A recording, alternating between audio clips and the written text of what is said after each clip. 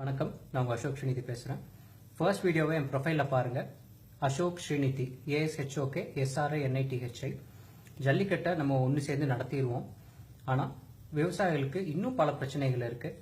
அதோட மூல காரணத்தை பற்றி இந்த வீடியோவில் சொல்லியிருக்கிறேன். இதுக்கான தீர்வுகளையும் சொல்லியிருக்கோம். தயவு செஞ்சு இதை கேளுங்க. ஜெய் ஹிந்த்.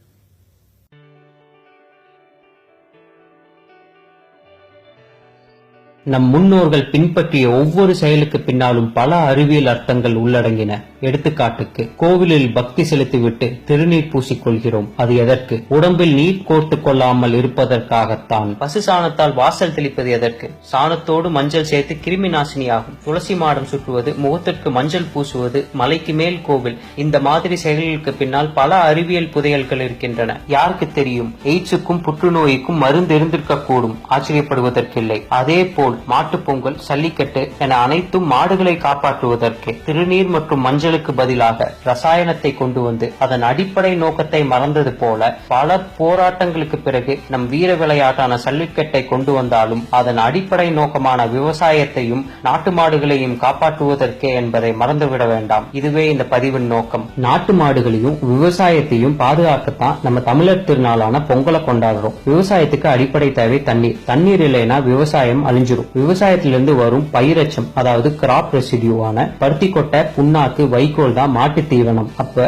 விவசாயம் அழிஞ்சிச்சுன்னா நம்ம நாட்டு மாடுகளும் சேர்ந்து அழிஞ்சிடும். இதுதான் இப்ப இங்க நடந்துட்டு இருக்குது. விவசாயம் அடிப்பட்டா அத்துணை துறைகளுமே அடிப்படும். அத்தியாவசிய பொருட்கள் விலை ஏறும். சோப்பு, சீப்பு, பால், பருப்பு எல்லா விலையுமே ஏறும். வாகன உற்பத்தி துறையிலிருந்து FMCG, நுகர்வோர் பொருட்கள் துறை, வங்கித்துறை, அத்தனை துறையுமே அடிப்படும். இயற்கையாகவே இதை சார்ந்த வேலை வாய்ப்புகளும் குறையும். படித்த பட்டதாரிகள் வேலை இல்லாம இருப்பாங்க. அவங்க படிப்புக்காக வாங்கின வங்கி கடனை கட்ட முடியாது. சில பேர் இதனால தற்கொலை முயற்சி கூட பண்ணிக்கிறாங்க. வங்கி கடனோட வட்டியை கட்ட வெளியே கடன் வாங்குறாங்க. இதுதான் மைக்ரோ பினான்சியல் கிரைசிஸ், அதாவது நுண் நிதியியல் நெருக்கடியின் ஆரம்பம். இதுதான் இப்ப தமிழ்நாட்டில் நடந்துட்டு இருக்கு. இதுக்கு நான் உங்களுக்கு எடுத்துக்காட்டோட சொன்னா நல்லா புரியும். விவசாயத்துக்கு அடிப்படை தேவை தண்ணீர். 2010-11 நமக்கு நல்ல மழை பெஞ்சது. அதாவது சவுத் வெஸ்ட் மான்சூன் தென்மேற்கு பருவமழையிலிருந்து 383 மில்லிமீட்டர் அளவும், வடகிழக்கு பருவமழையிலிருந்து 605 மில்லிமீட்டரும் அளவும், மொத்தமா 1165 மில்லிமீட்டர் அளவு மழை பெஞ்சது. ஸ்டான்லி ரிசர்வாயர், அத லைஃப் லைன் ஆஃப் காவேரி டெல்டான்னு கூறுவாங்க. அந்த நீர் தேக்கம் அது முழு அளவான 120 அடியை எட்டியது. ஆனா 2012-13 தமிழ்நாட்டில் வறட்சி, பருவமழைகள் தவறின. தென்மேற்கு பருவமழையிலிருந்து 220 மில்லிமீட்டரும், வடகிழக்கு பருவமழையிலிருந்து 350 மில்லிமீட்டருமா, மொத்தமா 700 மில்லிமீட்டர் அளவே பெஞ்சது. இப்ப நம்ம நல்ல மழை பெஞ்ச 2010-11 வருஷத்தையும் வறட்சியா இருந்த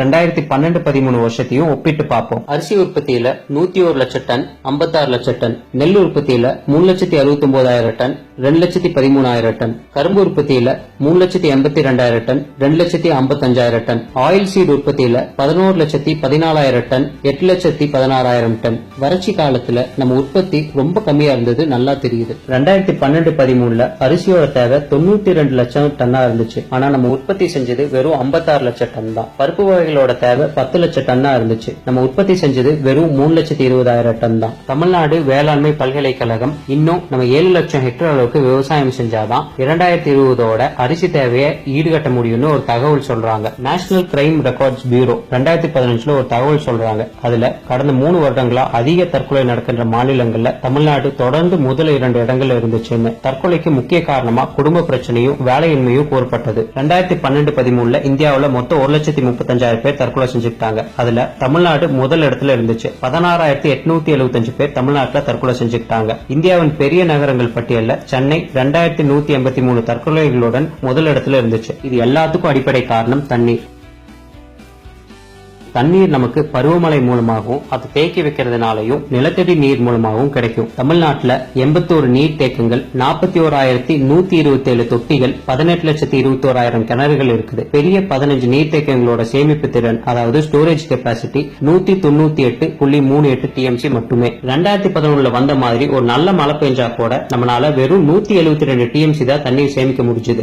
ஏன்னா நம்ம கிட்ட போதுமான அளவு அணைகள் இல்ல. நம்ம அரசாங்கனால கடந்த 50 வருஷமா ஒரு அணை கூட கட்ட முடியல. ஆனா லஞ்சம் வாங்கி வாங்கி ஏரி குளங்களை அழிச்சிட்டாங்க. விடுதலை வாங்கி 70 வருஷம் ஆச்சுன்னா இங்க இன்னும் என் விவசாயிகள் பிச்சை எடுத்துட்டு இருக்காங்க. நம்ம நாடு விடுதலை வாங்கினதுக்கே அர்த்தம் இல்லாம பண்ணிட்டாங்க. வாட்டர் மேனேஜ்மெண்ட், நீர் வேளாண்மை, இத பத்தி நம்ம முட்டாள் அரசியல்வாதிகளுக்கு தெரிஞ்சதுன்னா நம்ம நாடு எப்பவோ வல்லரசு நாடா இருக்கும். அவினாசி அத்திக்கடவு திட்டம், பெண்ணையார் பாலாறு திட்டம், காவேரி குண்டூர் திட்டம், காவேரி சாரபாங்கா திட்டம், சாத்தனூர் பாலாறு திட்டம், தாமிரபரணி உபரிநீர் திட்டம், இது மாதிரி 20 உபரிநீர் திட்டம் இருக்குது. இதை நிறைவேற்றினா போது தமிழ்நாடு செழுமையா மாறும். ஒரு 2 திட்டம் பத்தி நான் சொல்றேன். கோயம்புத்தூர் அவினாசி மக்களோட கனவு திட்டம் தான் அவினாசி அத்திக்கடவு திட்டம். பவானி ஆறிலிருந்து உபரியாகி வெளியேறி வீணாகும் தண்ணீரை கொண்டு அவினாசி மற்றும் கோவையை வளப்படுத்த உருவாக்கப்பட்ட திட்டம் தான் அவினாசி அத்திக்கடவு திட்டம். பவானி ஆறில் வருடத்துக்கு 53 டிஎம்சி உபரி நீர் வெளியாகிறது. இந்த பகுதியில் உள்ள 85 குளங்களில் 225 குட்டைகளில் நிரப்ப முடியும். இந்த திட்டம் நிறைவேற்றப்பட்டால் 1,30,000 ஏக்கர் விவசாய நிலத்தின் நிலத்தடி நீர் மட்டம் உயரும். 2 டிஎம்சி உபரி நீரை இந்த குட்டைகளில் வருடத்துக்கு ஒரு முறை நிரப்பினால்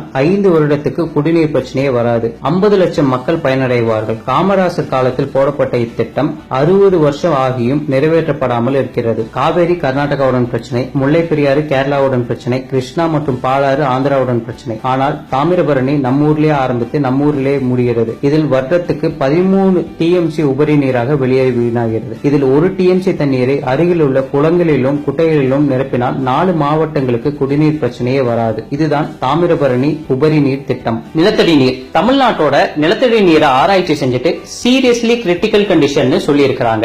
ஜெயலலிதா அம்மையார் இறக்கிறதுக்கு முன்னாடி மருத்துவர்கள் இதே வார்த்தையை தான் பயன்படுத்தி இருந்தாங்க. இப்ப நீங்க தெரிஞ்சுக்கோங்க நம்ம தமிழ்நாட்டோட நிலத்தடி நீரோட நிலைமையை. தமிழ்நாட்டை 386 பிளாக்குகளா பிரிச்சுக்கிட்டாங்க. 139 பிளாக்குகளை மிகவும் சுரண்டப்பட்டுள்ளதுன்னு சொல்லியிருக்காங்க.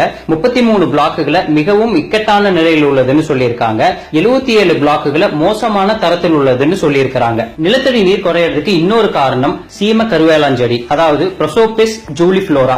இந்த செடி 10 அடி தான் இருந்தாலும் அதனோட வேர்கள் 300 அடி வரை பாயும். இது நம்ம நிலத்தடி நீரை மட்டும் உறிஞ்சுறது இல்லாம காத்துல இருக்கிற ஈரப்பதத்தையும் சேர்ந்து உறிஞ்சிடும். நான் சொன்ன இந்த 20 உபரி நீர் திட்டங்களுக்கும் நிலத்தடி நீரை உயர்த்துறதுக்கும் சீம கருவேலாஞ்செடி அழிக்கிறதுக்கும் செலவாக போறது 40,000 கோடி. நம்ம அரசாங்கம் 60 வருஷமா இதை செய்யாம வராங்க. அவங்க சொல்ற காரணம் என்ன தெரியுமா? பணம் இல்லை. ஆனா கடந்த 5 வருஷத்துல இலவசங்களுக்காக மட்டும் நம்ம 62,000 கோடி செலவு பண்ணி இருக்கிறோம். 8 லட்சம் கோடிக்கும் மேல நம்ம பட்ஜெட் போட்டிருக்கிறோம். உண்மை என்ன தெரியுமா? விவசாயிகளை நம்ம அரசாங்கம் ஏழையாகவே வச்சுக்க நினைக்கிறாங்க. அப்பதான் தேர்தல் நேரத்துல சில நூறுகளை வீசி எறிஞ்சு அவங்கள விலைக்கு வாங்க முடியும். இததான் கடந்த 50 வருஷமா இந்த 2 அரசாங்கமே பண்ணிட்டு வராங்க. உன் கலாச்சாரம் என்னன்னு கேட்டா விவசாயம் தான் என் கலாச்சாரம்னு சொல்ற நாட்டுல இருந்துட்டு இன்னும் விவசாயிகளோட பிரச்சனையே இங்க தீர்க்க முடியல.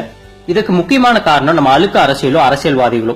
அவங்க விவசாயிகளோ விவசாயத்தோட முக்கியத்துவம் புரிஞ்சவங்களோ இல்ல படித்த பட்டதாரிகளோ கிடையாது. நான் கோவையில இருந்து வரேன். இங்க எங்க எம்எல்ஏக்கு என்ன படிச்சிருக்காங்கன்னு பாருங்க. வால்பாறை 10ஆம் கிளாஸ், கவுண்டம்பாளையம் 5ஆம் கிளாஸ், கிணத்துக்கடவு 8ஆம் கிளாஸ், சிங்காநல்லூர் 7ஆம் கிளாஸ், கோயம்புத்தூர் நார்த் 9ஆம் கிளாஸ், கோயம்புத்தூர் சவுத் 10ஆம் கிளாஸ், சூலூர் 8ஆம் கிளாஸ், மேட்டுப்பாளையம் 12ஆம் கிளாஸ். இவங்களை வச்சு அரசாங்கம் நடத்த முடியாது. வேணா டுட்டோரியல் காலேஜ் நடத்தலாம். அப்ப இதுக்கு என்னதான் தீர்வு? ஒவ்வொரு வருஷமும் தண்ணீர் இல்லாம விவசாயம் அழியும் போது அடிப்படை பிரச்சனைக்கு தீர்வு கொண்டு வராம நிவாரணங்கிற பேர்ல ஏக்கருக்கு 2000-3000 கொடுத்து விவசாயிகளை ஏமாத்திட்டு வராங்க. இங்க தண்ணீர் தான் எல்லா பிரச்சனைக்கும் காரணம். தண்ணீர் பிரச்சனையை போக்க நான் சொன்ன 20 உபரி நீர் திட்டங்களை கொண்டு வரணும். உபரி நீரை வச்சு குளம் குட்டைகளை நிரப்பினாலே தானாகவே நிலத்தடி நீர் உயர்ந்துடும். ஜல்லிக்கட்டை அரசாங்கமே எடுத்து நடத்தணும். இயற்கை உரங்கள் இங்க கிடைக்கிறதே இல்ல.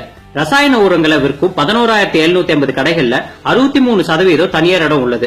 இதை மாத்தி 100% அரசாங்கமே எடுத்து நடத்தணும். விவசாயிகளின் 43% விதை தேவையை தான் அரசாங்கம் பூர்த்தி செய்யுது.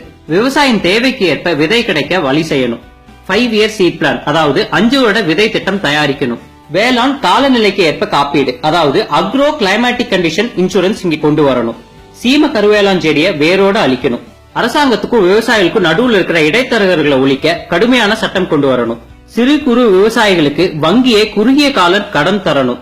கந்து வட்டியை அடியோட ஒழிக்கணும். மணல் கொள்ளையை தடுத்து நிறுத்துங்க. கொக்கோ கோலா கம்பெனி தாமிரபரணி ஆத்துல இருந்து தண்ணீர் எடுக்கிறத தடுத்து நிறுத்துங்க. தொழிற்சாலை கழிவுகளை நம்ம ஆத்துல கலக்கிறத தடுத்து நிறுத்துங்க.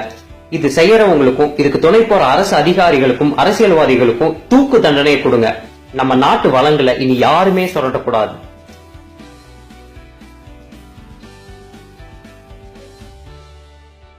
யங்ஸ்டர்ஸ் எல்லாம் இப்போ ஒன்று சேர்ந்துட்டோம். இது ஜல்லிக்கட்டோட நிக்காம இந்த போராட்டத்தை ஆக்கப்பூர்வமா மாத்தலாம். நம்மளால என்ன செய்ய முடியுங்கிறத 3rd வீடியோல பேசலாம். உங்க பேரு உங்க ஸ்ட்ரென்த்தை கமெண்ட்ஸ் காலம்ல போடுங்க. இந்த வீடியோவை ஷேர் பண்ணுங்க. ஜெய் ஹிந்த். வந்தே மாதரம்.